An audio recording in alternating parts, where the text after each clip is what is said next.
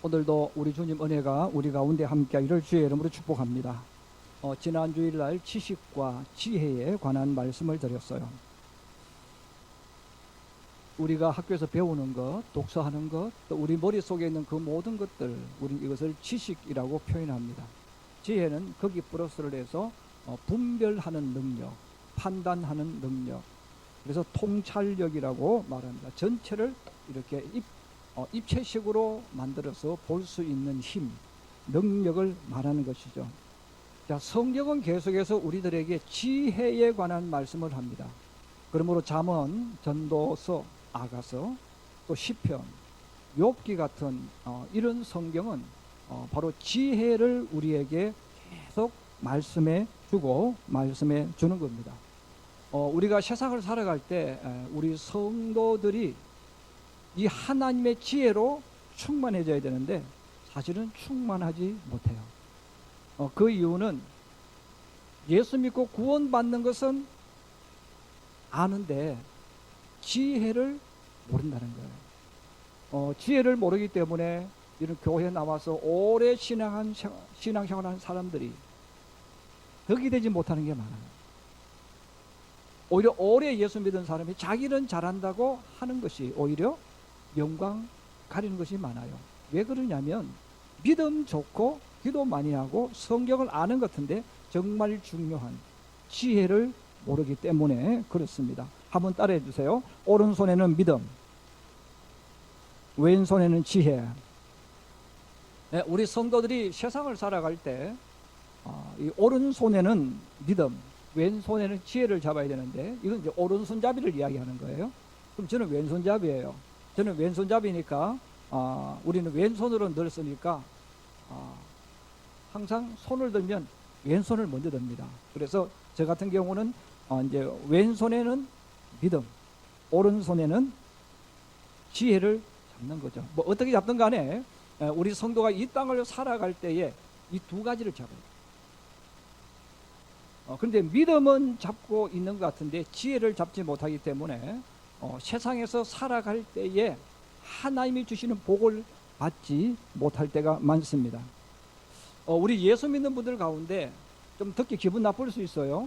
나는 그렇지 않다고 느끼기 때문에. 그런데 미련한 성도, 어리석은 성도들이 예상외로 많습니다. 다음 첫 번째입니다. 우리 한번 같이 읽어보실까요? 시작. 신앙인이 왜 미련한 사람이 될까? 신앙인이 나는 똑똑하다고 생각하는 거예요. 여러분, 그래서 세상에서 여러분 나는 똑똑하다, 나는 뭐 어떻다, 이거는 자기 혼자만 하는 거예요. 그러면 하나님 보실 때 다른 사람 봤을 때도 저 지혜로울까? 아니면 반대로 내가 미련한 사람일까? 어리석은 사람일까? 자, 여기에 대해서는 내 입장에서 보면 안 된다는 거예요. 바로 하나님 앞에서 또 정확하지는 않지만 사람 앞에서 보여지는 거예요. 그리고 우리 예수 믿는 사람은 지혜롭다고 느끼고 살 텐데 왜 성경은 미련하다는 것을 이야기할까? 왜 이 땅에 예수 믿는 사람들이 왜 미련한 신앙인이 될까? 바로 거기에 대해서 성경이 우리에게 알려줍니다. 잠언 1장 20절에서 25절입니다. 잠언 1장 20절에서 25절 우리 같이 한번 읽겠습니다. 시작. 지혜가 길거리에서 부르며 광장에서 소리를 높이며 시끄러운 길목에서 소리를 지르며 성문 어귀와 성중에서 그 소리를 발하여 이르되 너희 어리석은 자들은 어리석음을 좋아하며 거만한 자들은 거만함 기뻐하며 미련한 자들은 지식을 미워하니 어느 때까지 하겠느냐. 나의 책망을 듣고 돌이키라. 보라, 내가 나의 영을 너희에게 부어주며 내 말을 너희에게 보이리라. 너희가 불렀으나 너희가 듣기 싫어하였고 내가 손을 폈으나 돌아보는 자가 없고 도리어 나의 교훈을 멸시하며 나의 책망을 받지 아니하였은즉. 자, 여기 보면 하나님은 계속해서 지혜를 주시는 거예요. 자, 지혜를 주시는데 우리 성도들이 그것을 안 듣는다는 거예요. 싫어한다는 거예요. 왜? 우리는 육체를 가지고 이 땅을 살아가고 있기 때문에 우리도 모르게 하나님의 음성보다 사람의 소리, 세상의 소리에 유혹당하면서 쇠뇌가 되어져 가기 때문에 그렇습니다. 가장 쉬운 한 예를 들면 하나님께서 세상을 살아가는 성도에 주시는 축복 중에 축복이 있어요. 바로 하나님께서 세상을 살아가는 사람들에게 주시는 축복 중에 축복이 창세기 1장 28절입니다. 그럼 창세기 1장 28절의 내용이 무엇일까? 자막 한번 같이 봅니다. 시작. 하나님이 그들에게 복을 주시며 하나님이 그들에게 이르시되 생육하고 번성하여 땅에 충만하라. 땅을 정복하라. 바다의 물고기와 하늘의 새와 땅에 움직이는 모든 생물을 다스리라 하시니라. 여러분, 창세기 1장 28절은 세상을 살아가는 사람이 반드시 받아야 될 복, 하나님이 반드시 주려고 하는 복 중에 가장 중요한 복입니다. 그러면 창세기 1장 28절을 우리가 알아듣기 쉽게 딱 두 가지로 정리하면 뭐냐면, 첫째는 남자든 여자든 상관없이 청년이 되면 결혼해야 된다는 거예요. 그러므로 이 땅에 사는 사람들에게 하나님이 주시는 가장 첫 번째 축복, 반드시 받아야 할 축복이 뭐냐면 결혼하는 축복입니다. 결국 결혼하지 않는 사람은 하나님의 복을 받지 못하는 사람. 자, 그럼 두 번째 복이 뭡니까? 결혼하면 반드시 자녀를 많이 낳아야 된다. 결혼하면 반드시 자녀를 많이 낳아야 돼요. 여러분, 왜 자녀를 많이 낳아야 됩니까? 오늘 하나님 말씀하죠. 생육하고 충만케 하며 번성하고 정복하고 다스려야 돼요. 여러분, 내 자식 잘 낳는 게 목적이 아니에요. 하나님이 자녀를 주시는 목적은 생육하고 번성해서 땅을 정복하고 다스리는 거예요. 근데 하나님께서 사람에게 주시는 복 중에 복이 뭐냐? 바로 창세기 1장 28절인데 이 말씀은 반드시 결혼해야 돼요. 물론 특별히 결혼할 수 없는 어떤 이유가 있을 수 있어요. 그러나 사람이라면, 보편적인 사람은 반드시 결혼해야 돼요. 두 번째는 뭡니까? 결혼하면 자녀를 많이 낳아야 됩니다. 자, 그러면 생각해 보세요. 교회를 다니고 예수를 믿는 부모 중에서 어리석은 부모는 누굴까? 이렇게 말하는 사람이에요. 얘야, 세상 살기 힘드니 결혼하지 말고 혼자 인생 즐기며 살아. 만약 이렇게 말하는 신앙이 있다면 그 부모는 어리석은 부모, 미련한 부모입니다. 야, 너는 결혼 천천히 해, 늦게 해, 너의 인생을 즐기고 해, 이렇게 말하는 부모가 있다면 그 부모 역시 미련한 부모, 어리석은 부모입니다. 너 힘드니까 아이를 하나만 낳아서 잘 길러라, 이렇게 말한다면 그 부모 역시 미련한 부모고 어리석은 부모입니다. 그럼 여러분, 지금 제가 했던 이 소리는 어디 소리입니까? 세상의 소리입니다. 세상 사람들이 만들어서 세상 사람들에게 퍼뜨리는 소식이에요. 그래서 이 소식은 어디서 들을 수 있습니까? TV를 틀면 소리가 나요. 방송을 틀면 그 소리가 들려요. 유튜브를 틀면 그 소리가 들려요. 아줌마들 모이는 방에 가면 그 소리가 들려요. 여러분, 결국 이 소리는 하나님의 소리가 아닙니다. 이 소리는 세상이 만든 소리, 사람이 만든 소리인 거죠. 자, 그러므로 그 세상의 소리는 뭡니까? 야, 너 힘들게 살지 말고 편하게 인생 살아.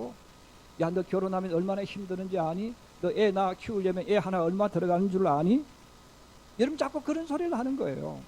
그래서 하나님의 복을 내가 받을 수 없도록, 나도 모르게 하나님의 축복을 거부하도록 계속해서 듣고 듣다 보면 우리 예수 믿는 사람들의 머릿속에, 생각 속에 이게 세뇌가 되어버려요. 그 세뇌가 되어버리면요, 여러분, 하나님 말씀이 안 들려와.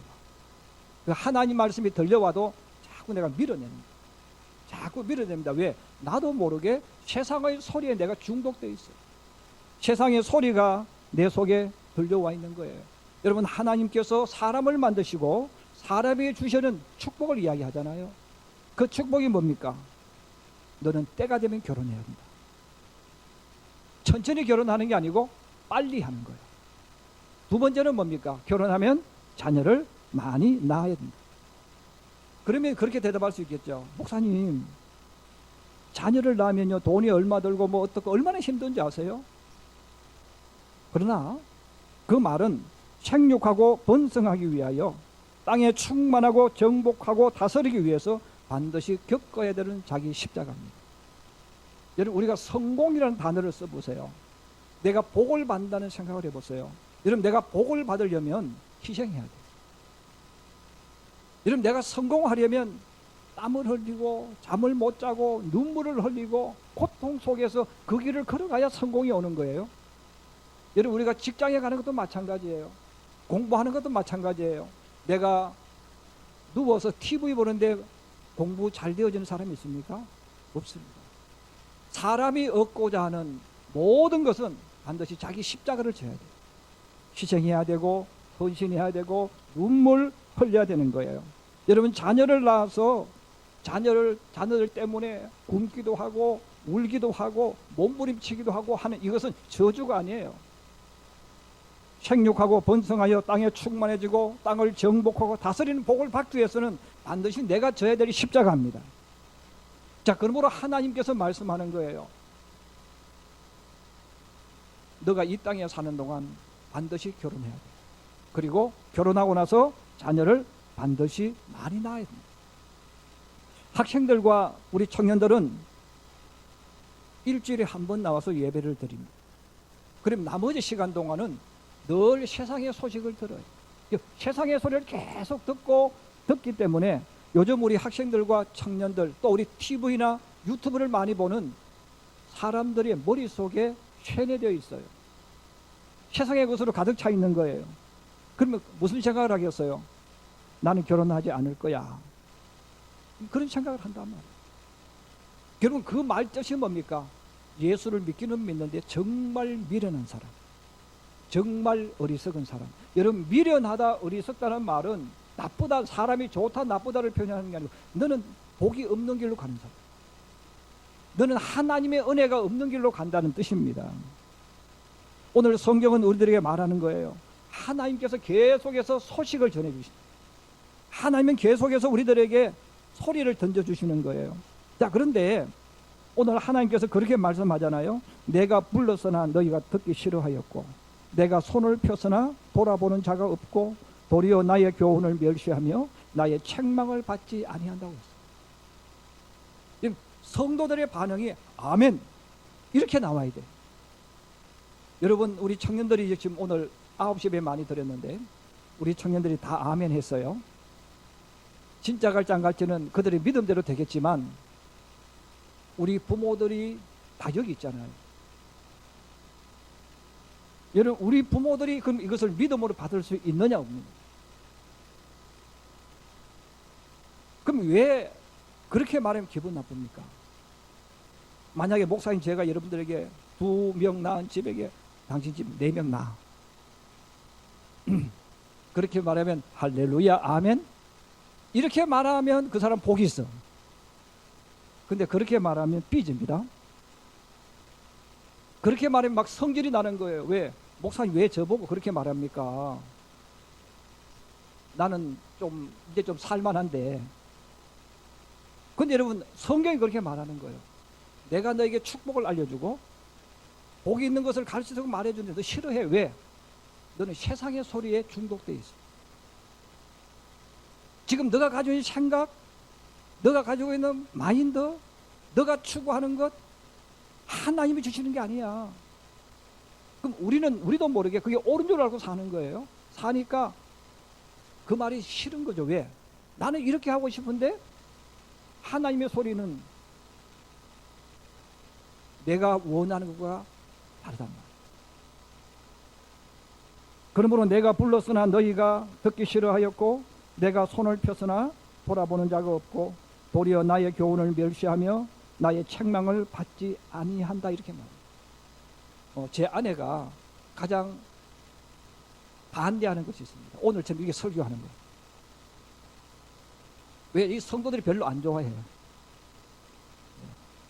이미 성도들이 별로 안 좋아해요. 그 왜 안 좋아합니까? 목사님 시대가 어떤데? 저는 그 말 들으면 기분이 확 나빠져요. 여러분, 하나님 말씀이 시대 따라가는 게 아니에요. 하나님 말씀이 시대를 앞질러 가는 거예요. 하나님 말씀 미래를 만들어 가는 거예요. 왜 우리 예수 믿는 사람이 시대를 따라갑니까?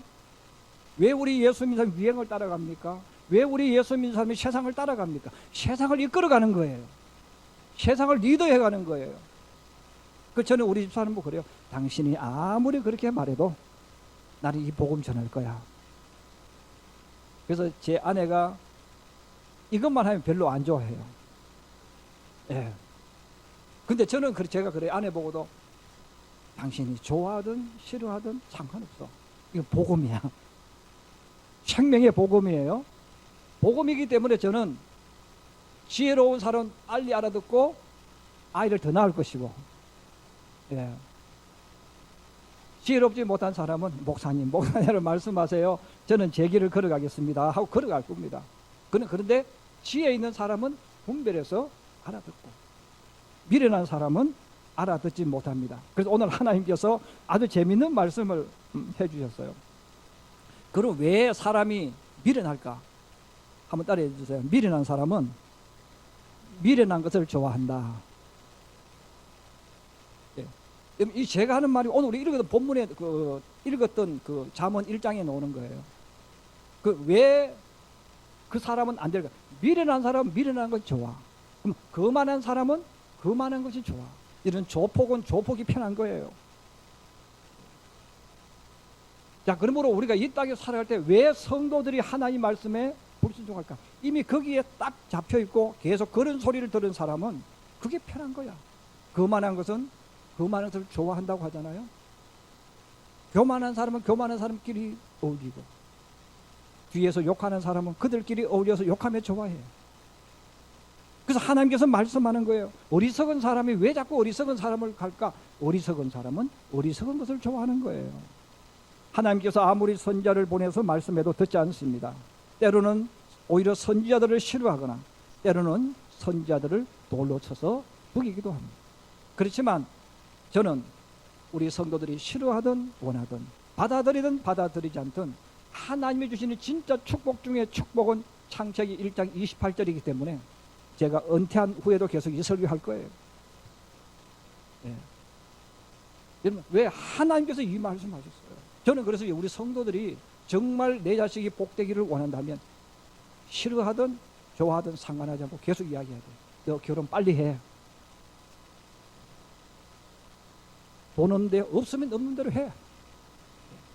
있으면 있는 대로 하고, 집 있으면 집 있는 대로 하고, 없으면 없는 대로 해. 먹을 게 없는데요, 굶으면서 결혼해. 여러분, 지금 잘 산다고 그 사람이 미래 잘 사는 게 아니에요. 지금 그 사람이 부자라고 미래가 부자 되는 게 아니에요. 지금은 거지 같아도 미래에 엄청난 거부가 될 수 있어요. 그 사람의 미래는 아무도 모르는 거예요. 그런데 정말 중요한 것은 뭡니까? 결혼하는 거예요. 그래서 지금 있느냐 없느냐 이게 중요하지 않습니다. 그리고 제가 우리 성도들에게 계속 이야기하는 게 있잖아요. 내 자식 편하게 키우지 마라. 그래서 내 자식 오냐 하며 키우면 그 자식이 부모 망하게 합니다. 버리장머리 없이 만들어버립니다. 그래서 여러분, 하나님은 자녀들을 이끌어갈 때 혹독하게 훈련시켜. 그래서 우리 부모들도 마찬가지예요. 정말 여러분의 자녀가 건강하기를 원하고 정말 여러분의 자녀가 스스로 자신의 인생의 문제를 해결할 수 있도록 만들어 가려면 훈련을 시켜야 돼요. 여러분, 요즘 젊은 세대들이 결혼해서 부부싸움 하면 둘이가 풀지를 못해요. 풀지 못하고 친정으로 쫓아가서 엄마한테 일러 바쳐요. 그럼 엄마가 개입해가지고 막 하는 거예요. 이런 그 부부는 어리석은 부부입니다. 부부가 결혼해서 싸우면 두 사람이 해결해야 돼요. 해결할 수 있는 능력을 가져야 되는 거예요. 이게 뭡니까? 지혜로운 사람이에요. 근데 쫓아가서 친정 어머니 끌어오고 또 시댁 시어머니 들어오고, 예, 얼마나 미련합니까? 집안 완전히 망하게 만드는 건데. 그럼 왜 그럴까? 우리 부모들이 하나님 말씀대로 훈련 안 시킵니다. 그리고 우리 자녀들도 마찬가지예요. 훈련 안 시킨 거예요. 그 여러분 자녀들을 키울 때 내 자식은 고생 안 시켜야 되겠다. 이것은 세상의 소리예요. 근데 여러분 자식을 고생 안 시키고 훈련 안 시키면 누가 망하느냐? 내 자식 망합니다. 여러분, 우리가 살아가는 세상은요, 쉽지 않잖아요. 그래서 내 스스로 할 수 있는 힘, 할 수 있는 능력, 스스로 분별하고 판단할 수 있는 이 힘을 우리 키워줘야 되는 거예요. 그래서 하나님께서 말씀하는 거예요. 그래서 하나님의 방법은 우리와 다르다. 그런데 왜 우리 성도들이 그렇게 하지 않느냐? 세상의 소리를 자꾸 듣는 거예요. 세상의 소리를 너무 많이 듣다 보니까 하나님의 말씀이 진리가 아니고 세상의 것이 진리가 되어져서 하나님을 자꾸 튕겨내고 거부합니다.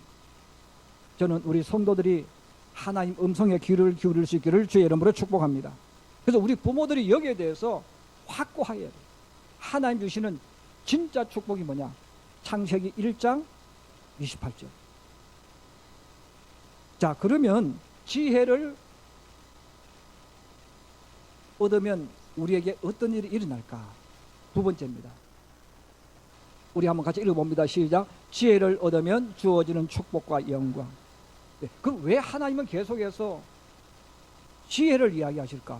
우리 사람들이 원하는 것은 하나님 일단 다 내려놓고요, 돈 좀 주세요. 하나님 내 자식 성공하게 해주세요. 우리 이렇게 하는 거예요. 그래서 그렇게 말하니까 너는 미련하다. 그래서 성경은 우리들에게 지혜를 얻으면 돈은 따라온다. 믿으시면 아멘. 지혜를 얻으면 부귀 영화는 따라온다. 이걸 알려주는 거예요. 잠언 3장 13절에서 18절입니다. 잠언 3장 13절에서 18절 같이 보십시다. 시작. 지혜를 얻은 자와 명철을 얻은 자는 복이 있나니 이는 지혜를 얻는 것이 은을 얻는 것보다 낫고 그 이익이 정금보다 나음이니라. 지혜는 진주보다 귀하니 내가 사모하는 모든 것으로도 이에 비교할 수 없도다.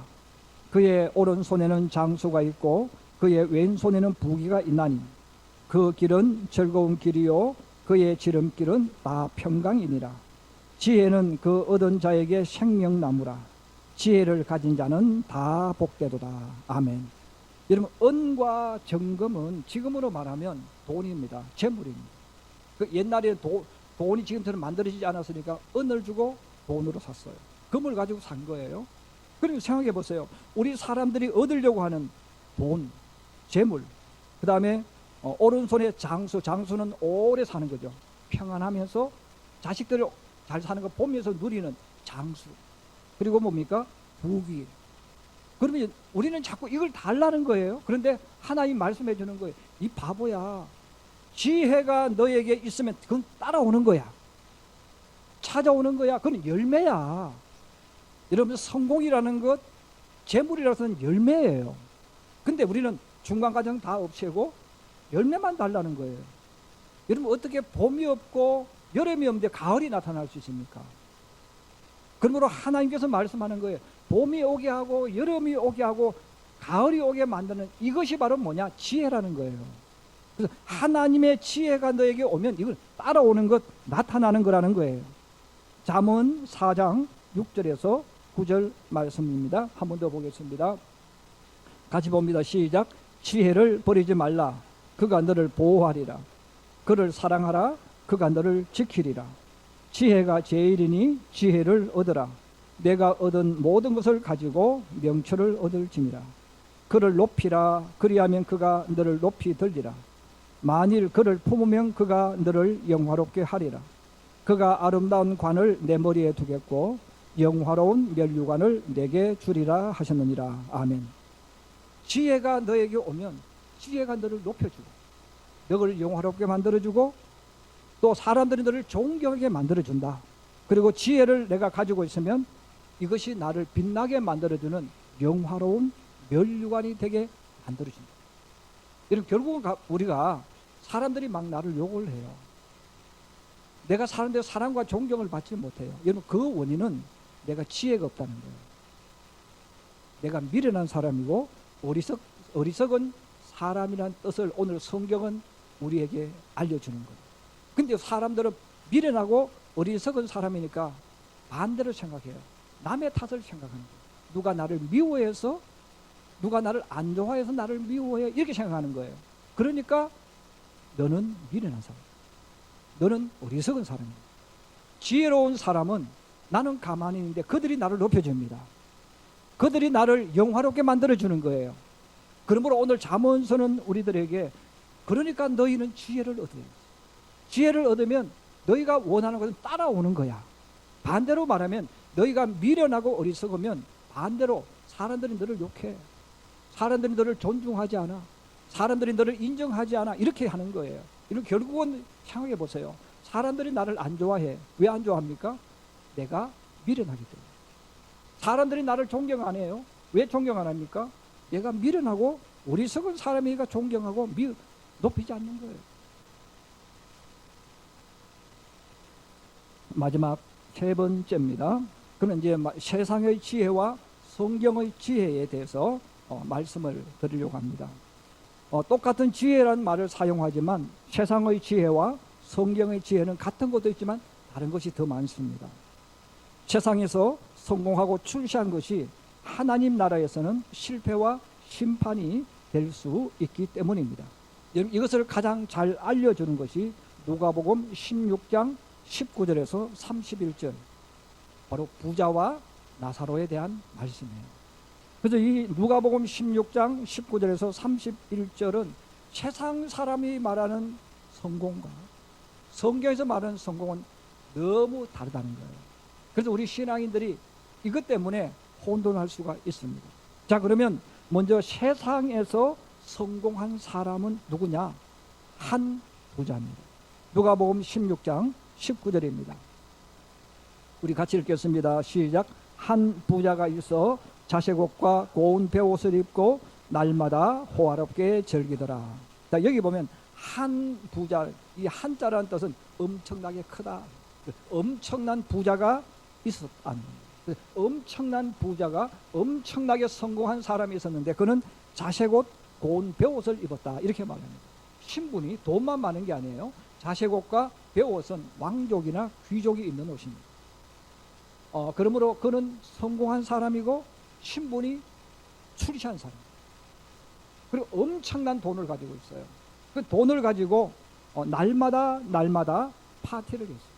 잔치를 베풀어서 사람들을, 유명한 사람을 초청해가지고 먹고 자랑하고 뽐내면서 인생을 살아요.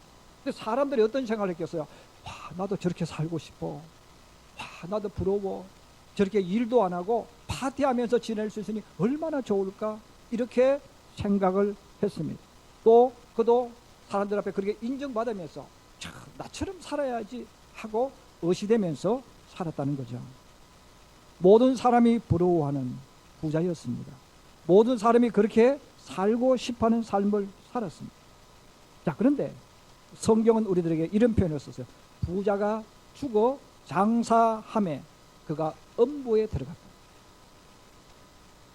여러분, 그가 죽었어요? 지옥에 들어갔어요. 그는 그 지옥에서 벌을 받고 있었다는 거예요. 그 지옥에서 심판을 받고 있었다는 겁니다. 성경이 우리에게 무엇을 알려주는 겁니까? 사람의 눈에 성공한 사람 같지만 그는 끝에 가서 보면 실패한 사람이라는 것을 알려주는 거예요. 이게 세상을 살아가는 사람들의 지혜와 성경에서 말하는 지혜가 다르게 길을 걸어가는 것을 우리에게 보여줍니다. 현대의 한국 사람들이 매국노라고 하면 제일 먼저 떠오르는 인물은 이완용입니다. 사실 이완용이만 매국노가 아니에요. 많이 있었어요. 그런데 사람들이 먼저 이완용을 기억을 해요.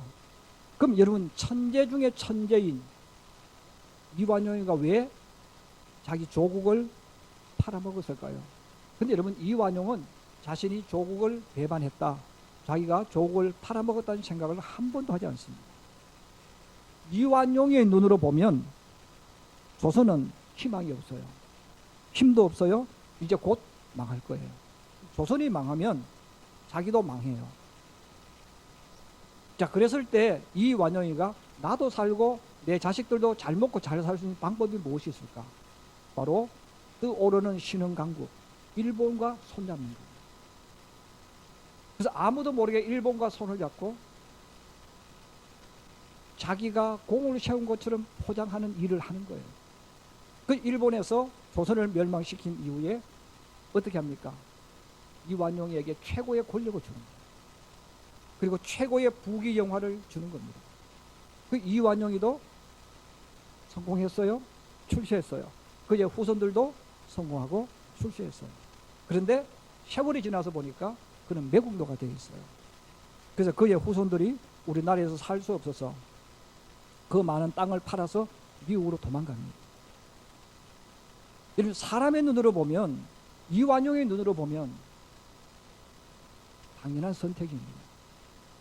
여러분, 오늘을 사는 우리 많은 사람들도 이완용이를 욕하지만 우리들도 선택할 때 내 눈앞에 이익을 보고 우리 선택을 해요. 내게 이익이 될까? 내가 손해가 될까? 우리 미래를 보는 게 아니에요.